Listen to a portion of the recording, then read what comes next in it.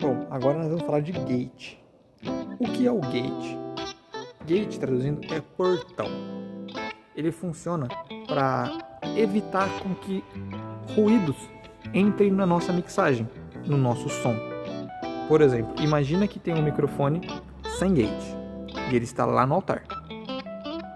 As conversas que os músicos terão, o microfone vai captar e vai entrar na mesa e vai para todo o som. E é uma coisa que a gente não quer, isso é uma poluição sonora. Como que a gente evita que isso aconteça? A gente evita sabendo que esses ruídos são volumes baixos, certo? Então nós vamos ativar o nosso gate. Esse botão a gente deixa sempre ativo porque ele está uma configuração mais suave. Ele corrige algumas coisas para deixar um som mais limpo, para não parecer que está uma mixagem muito pesada, certo? Daí nós vamos ter o controle ali de gate. Se nós formos ver ali em cima, está um pouco embaçado, mas está escrito dB aqui. Isso quer dizer que nós vamos selecionar em qual volume que o gate vai se abrir. Sim, os volumes estão negativos, mas isso você vai conseguir fazer por ouvido. Você vai ter que ter um momento onde as pessoas estão conversando, ver o som que você quer cortar e você vai aumentando esse cara até o som cortar. No nosso caso, a gente está usando em menos 42 decibéis. Porque nesse ponto, no nosso caso, é quando o microfone está ligado e está tendo conversa próxima dele, só que o volume não é suficiente para liberar o portão para o volume entrar. Ou seja, se eu falasse longe, por exemplo, agora eu estou falando bem baixinho. Se tivesse um gate na minha voz, a minha voz não entraria.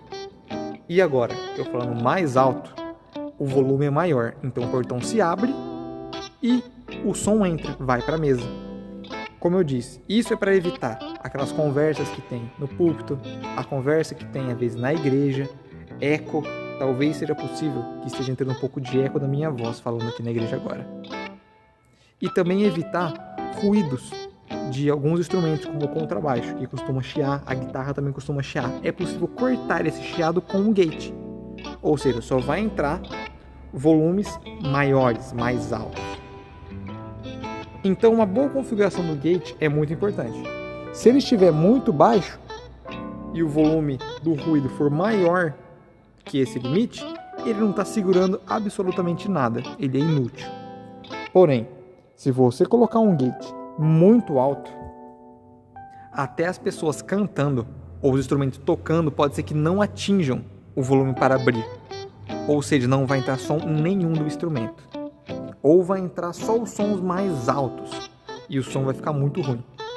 Então, tem que ter um pouco de mão, uma mão macia para você controlar esse gate com um bom som. Aqui do lado, a gente tem os controles de ataque e release do gate.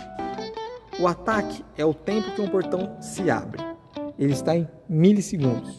Ou seja, a partir do momento que ele receber um som suficiente para abrir o portão, ele vai começar a emitir som, quanto tempo ele vai levar para abrir? No caso, está em 10 milissegundos.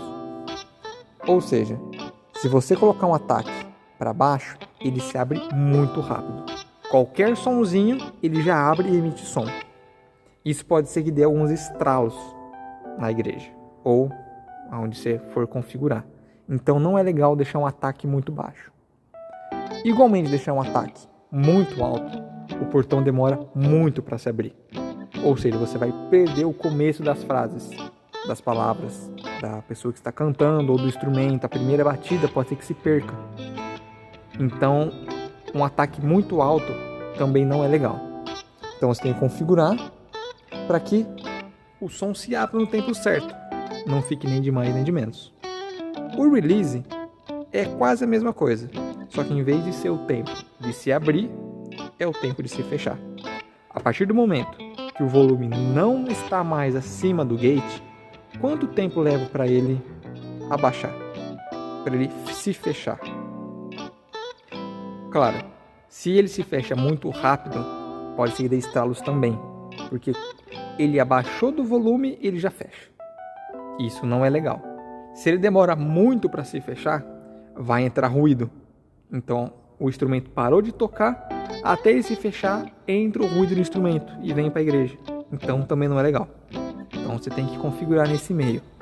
Isso é um pouco de prática e um pouco de tentativa e erro. Os ensaios estão aí para isso. Enquanto a banda toca lá, ensaia lá, você se prepara aqui.